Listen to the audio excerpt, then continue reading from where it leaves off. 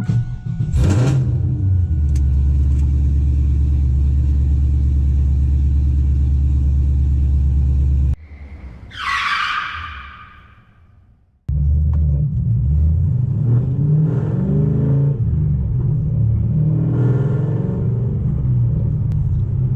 going on, everybody? Thanks for tuning back in here to another episode here on the Speedboat channel.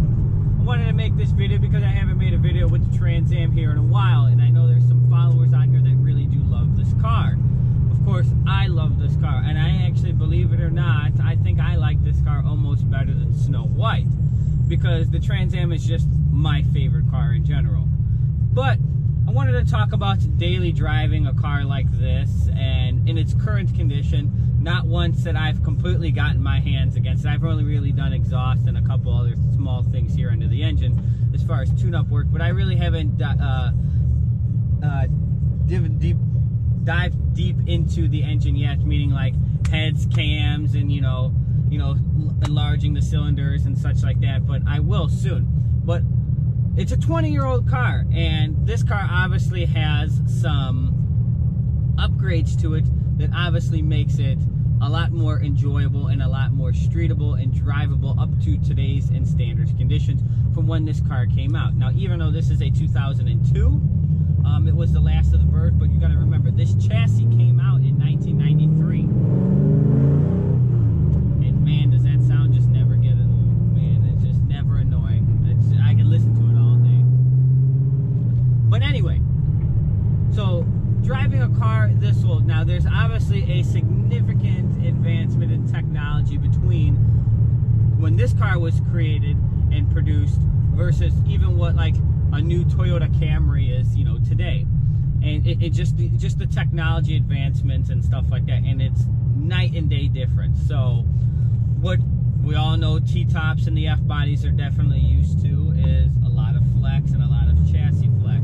So this car obviously does have subframe connectors, which the car should have had that from the factory. Why it doesn't, I can't tell you, but this car does. They're not bolted in, they are obviously welded in. Lower control arm relocation brackets and such like that, and it's definitely made a huge difference, obviously, in the way the car drives and handles and goes around turns and anything else. Now, I'm not going to sit here and go through a crazy mod list or anything like that and go through that, because this video would probably be 25-30 minutes long. But that's not about that. The video is about, can you daily drive a car like this, and what is it like to drive a car like this every single day?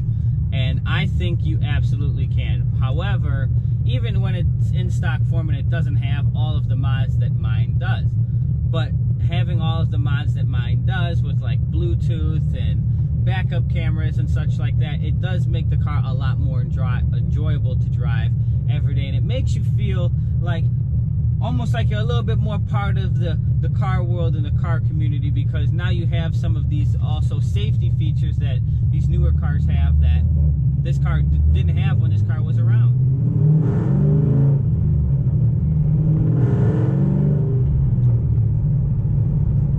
Moving forward, gas and such. Now this car has the original LS1 still. I haven't swapped it over for like an LQ9 or anything like that.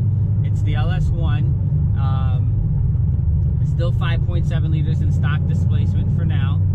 And can you drive it every day? Absolutely. When the car was in bone stock form, this is the 6-speed stick. It was getting roughly between 18, 19 miles per gallon city, and you could, depending on how fast you were going on the highway, you could really get about 25, 30 miles per gallon on the expressway. Now that's obviously if you're doing under 100 miles an hour and stuff like that, because that's never going to happen if you're going to be going at speeds like that. You got to pretty much be wrapping it up at about like 75, and that's the tops. Cruise control on and just not driving like a dick. But hey, when you have a car like this and you don't drive like a dick, I mean, why would you buy this car? So, gas, is it thirsty? I ain't gonna lie, it is thirsty. It loves to drink gas. Not only because you drive it kind of like a dick, but it's a V8. Why wouldn't it want to drink a bunch of gas? I mean, you gotta feed the cylinder somehow. You don't get hundreds of pounds of torque, you know, just out of thin air. Man, that sound is great. As far as the gearbox and switching gears and stuff like that, when the car is in stock trim and everything like that, the stock clutch is very light. This car does not obviously have a stock clutch, pressure plate, or anything like that. Bearings, you know, it's got all upgraded from TIC Performance and LS7 stuff, but it's even going to go even higher than that. Maybe some twin disc stuff, obviously, when the new motor and stuff comes in. I don't want to give away too many reveals, because there's a cool video that's actually going to be coming up about this car soon.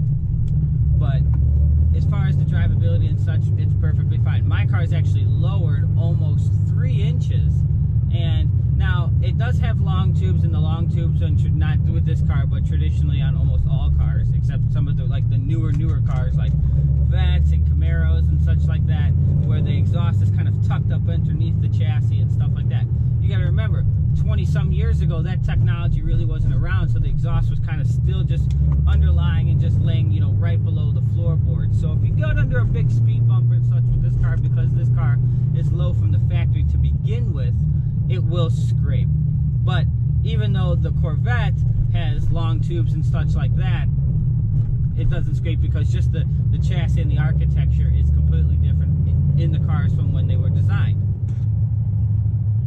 Let's roll the window down, see if we can get a little exhaust note.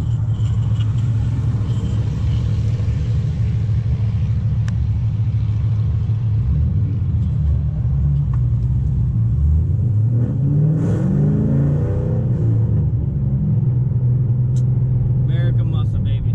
That sound never gets old. But overall, can you drive this car every single day? And I think so, yes. It turns a lot of heads, because you just don't see them anymore. You always see more so the Camaros. You don't really ever see the Trans Ams. But I think you can drive this car every day. I mean, people did it every day when the car was new, so I don't understand why you really couldn't do it today. You just got to really be prepared for some of the things that are going to come along with it.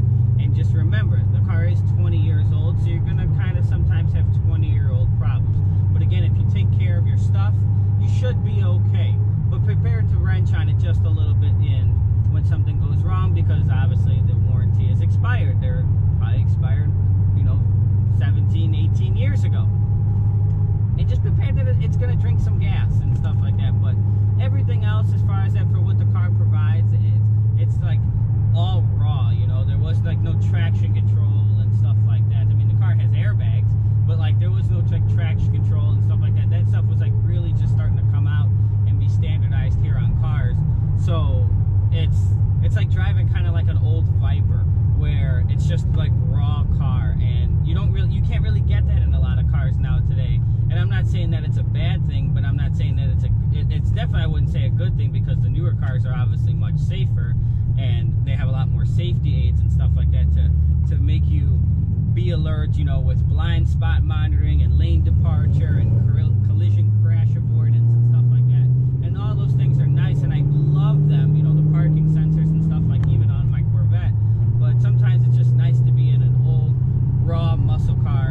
And this car is not even like completely old, like raw muscle cars, like a Trans Am, you know, from the 60s or the 70s, where that's like raw. Like all you got is some like relays and a battery raw. Like, no, this thing's actually got like fuel injection and electronics. So, but I figured you guys would enjoy this video. I haven't made a video in the Trans Am in a while, and I still drive this, and I pretty much, anytime that it's raining or when I don't feel like driving the motorcycles, this is what I drive, and I love driving this more than anything. So I hope you guys enjoyed it. If you're in the market for a Trans Am, you should definitely check one out. And there's a reason I've had 2. I said 3, but I meant 2. And of course, you know, once I have my big garage and everything like that, that's what I'm obviously going to build, you know, my Bandit Trans Am and a resto mod and stuff like that. But that car is definitely going to take me some years to build, because I'm going to want it done, you know, solely and everything my way, not have a 77 with just some new wheels and suspension and stuff on it. No, it's going to be the real deal Holyfield. So when that build comes around, I'm sure you guys will still be around here checking me out here on YouTube. I'm definitely going to film that process, or at least I would love to at the time. Hopefully everything plans out for that to happen as well soon here in the future. And that'll be the next huge build. But for right now, we're still going to keep playing with these motorcycles. The Trans Am, the Corvette Snow White. We definitely got some more races and such coming with motorcycles against Snow White, because obviously Snow White likes to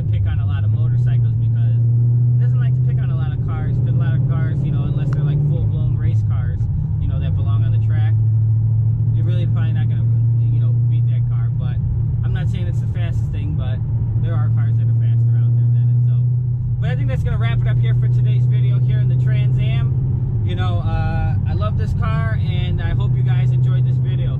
Smash the like if you liked it. Don't forget to subscribe. Facebook, Instagram, @TheSpeedBug, same name here as YouTube, and we'll catch you here for another episode.